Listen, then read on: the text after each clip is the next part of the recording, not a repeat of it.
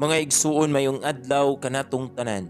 Karon adlaw na usab nga Domingo, pitsa 9 sa bulan sa Abril sa tuig 2023. O karong Domingo ha usab mga igsuon, Domingo sa Pasko sa pagkabanhaw sa atong Ginoo. Sa ngalan samahan sa Anak ug sa Espiritu Santo. Amen. Ang ebanghelyo kinutlo gikan sa basahon sumala ni San Juan, kapitulo 20 bersikulo 1 ngadto sa 9.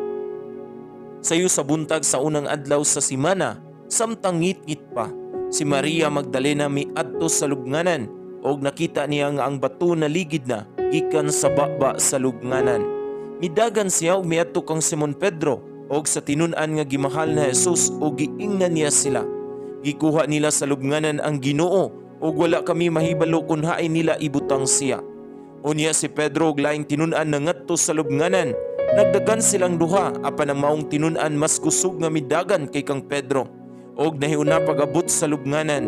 Milili siya sa lubnganan og iyang nakita ang panapton nga lino apan wala siya mosulod.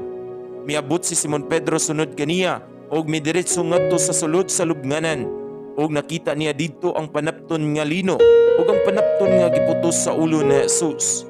Wala kini mahitipon sa panapton nga lino kundili linukot lang gihapon diha sa iyang nahimutangan. Unya katong tinun-an nga nahuna pagabot sa lubnganan, nisulod usab ug nakakita siya og nituo.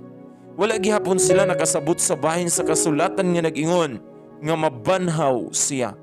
Mga igsuon, ang ebanghelyo sa Ginoo. Daygon ikaw o Kristo.